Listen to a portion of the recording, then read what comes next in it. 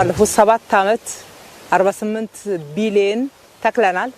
ይሄ በጋራ በትብብር አብረን ሆነን የሰራነው የዘመናችን ትልቅ ሌጋሲ ነው፣ የትውልዱ ሌጋሲ ነው ማለት ይቻላል። አዲስ አበባ ደግሞ በዚህ ውስጥ ከ90 ሚሊዮን በላይ ተክላለች። ዘንድሮ 6 ሚሊዮን ተተክላለች። እስካሁን ድረስ 5.2 ሚሊዮን ተክላለች። ዛሬ 1 ሚሊዮን ነው የምትተክለው። በየቦታው ማህበረሰቡ እየተከለ ነው ያለው። በሁሉም ክፍለ ከተማ በሁሉም ወረዳ በየብሎኩ ነው እየተተከለ ያለው። ማህበረሰቡ በራሱ ተቋም ውስጥ እስከ ግቢ ድረስ ያለ ነው እየቆጠርን ያለ ነው። በፊት ለፊት መንግስት ባዘጋጀው ቦታ ላይ እየተተከለ ያለውን ቢሆንም ግን ሁሉም የግል ተቋማት፣ የሃይማኖት ተቋማት፣ ትምህርት ቤቶች፣ የጤና ተቋማት፣ የግል ካምፓኒዎች ሁሉ ባላቸው ክፍት ቦታ ላይ የሚተክሉበት እለት ነው። ከቅዳችን በላይ እናሳካለን ብለን እናምናለን። እንግዲህ ምን ተክለው ተስፋ ነው። ይሄ ተስፋ የኢትዮጵያ ብልጽግና ተስፋ ነው። ይሄ ተስፋ የኢትዮጵያ ነገ የልምላሜ ለትውልድ የምናስረክበው ትልቅ ተስፋ ነው።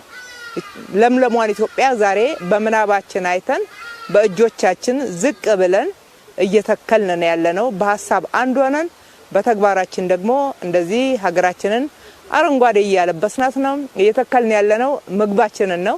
እየተከልን ያለነው ጥላን ነው። እየተከልን ያለነው ውበትን ነው። እየተከልን ያለነው ነገ ሀገራችን ላይ የሚመጣውን እየመጣ ያለውንም በአየር መዛባት ምክንያት የጤና ሌሎችም የብክለት የመሳሰሉትን ችግሮች የመከላከል ስራ ከወዲሁ እየሰራን ያለንበት ነውና በተለይ ደግሞ በአዲስ አበባችን ለጎርፍ ተጋላጭነት በየጊዜው እየጨመረ በመምጣቱ ምክንያት በአረንጓዴ አሻራ በሚገባ እየተከላከለ ነውና ጤናችንንም ሰላማችንንም አጠቃላይ ደግሞ የነገውን ልምላሜ ዛሬ እየተከልን ነውና ህፃናት፣ አዋቂዎች፣ ወጣቶች፣ ሴቶች፣ ወንዶች፣ ጎልማሶች፣ አዛውንቶች ሁሉም በጋራ ሆነን ይህንን ተስፋችንን እየተከልን ስለሆነ በጣም ልናመሰግን እንወዳለን።